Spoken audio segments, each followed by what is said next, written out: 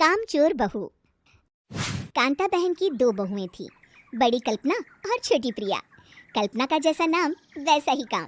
सारा दिन कल्पनाओं में रहती, ना कोई काम करती ना कोई धाम। अरे कल्पना बहू, जरा अच्छी सी चटनी पीस दे, आज कुछ मजेदार खाने का मन है।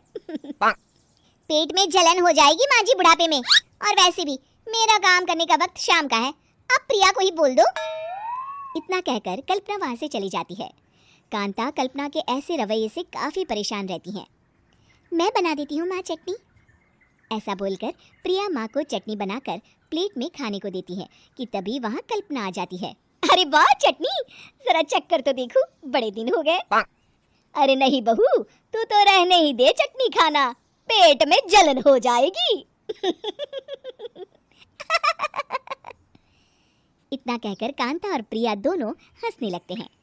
कल्पना सारा दिन या तो मोबाइल में यूट्यूब देखती या फिर सोती रहती। उसका कमरा भी बिखरा और गंदा रहता। एक दिन कल्पना का पति अशोक उससे कहता है, अरे कल्पना, जानवर भी उस जगह को साफ कर लेता है जहां वो बैठता है, तुम तो इंसान हो, कैसे इतने गंदे कमरे में रह लेती हो? देखो सारा सामान यहाँ वहाँ बिखरा पड़ा है। ज्यादा अपनी माँ का बोल ना बोलो। हाँ, कमरा तुम्हारा भी तो है, गंदा लग रहा है तो साफ कर लो। पता नहीं तुम्हारे साथ मैं कैसे जिंदगी बिताऊंगा। इतना कहकर अशोक वहां से चला जाता है। कल्पना बस खाना खाने कमरे से बाहर आती और फिर से कमरे में चली जाती।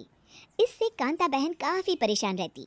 एक दिन प्रिया कांता से कहती है, माँ मैं सारा दिन काम करके थक जाती हूँ, आप कल्पना दीदी से कहिए ना कि सुबह और शाम का काम बांट ले, मैं तो अब सिर्फ एक वक्त का ही काम करूँगी। हाँ। अरे तू वो भी ना करना, एक बहू तो कामचोर थी ही, दूसरी भी आ गई काम ना करने के बहाने लेकर।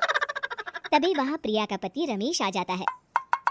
माँ मैं देख रहा हूँ भाभी कोई काम नहीं करती, प्रिया सारा दिन घर और रसोई का काम करती है, अब कुछ करो ना माँ। कांता मन में कुछ सोचती है और कल्पना के पास जाती है। कल्पना फोन पर मेकअप करना देख रही होती है।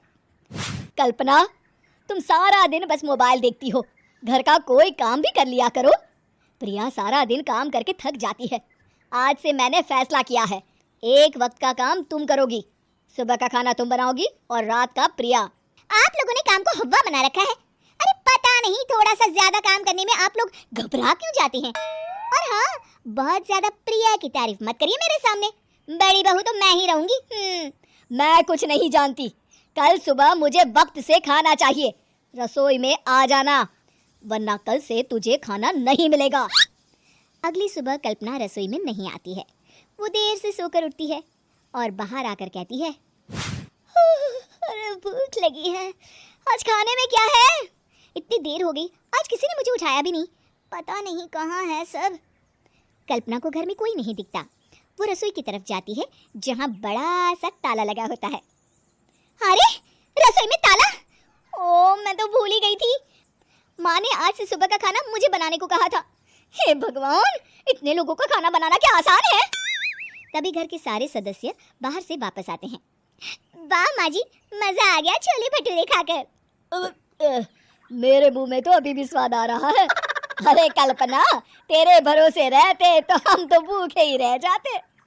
कल्पना को बहुत गुस्सा आ जाता है। अब बहुत हो गया, आज से मैं अपनी रसोई अलग कर रही हूँ, मैं अपना खाना खुद बना लिया करूंगी। कल्पना अपनी रसोई अलग कर लेती है, पर आए दिन उसका देर से उठना और काम न करने की आदत से वो भूखी ही रह जाती थी। उसी के सामने घर के लोग अच्छे अच्छे पकवान खाते और कामचोर कल्पना को जैसे तैसे ही खाना बनाकर खाना पड़ता। पर एक दिन तो हद ही हो गई। माँ, दीदी आज सुबह से कमरे से बाहर नहीं निकली, हमें जाकर देखना चाहिए।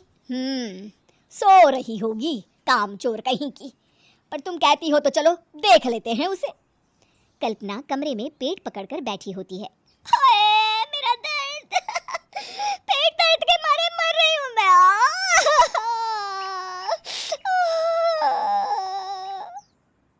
अरे दीदी क्या हुआ, पेट में दर्द क्यों हो रहा है?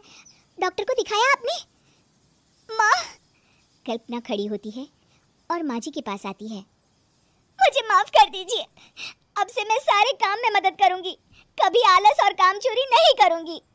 हाँ हाँ वो तो ठीक है, लेकिन अचानक क्या हो गया जो तू काम करने को तैयार हो गई? कामचोर कल्पना। माँ, लगातार बासी और उल्टा पुल्टा खाना खाने के कारण मेरे पेट में इन्फेक्शन हो गया है। काम ना करना पड़े इसलिए मैं 2 दिन का खाना एक दिन ही बना लेती थी। बासी और खराब खाना खाने के कारण लेने के देने पड़ गए। पेट में दर्द हो रहा है।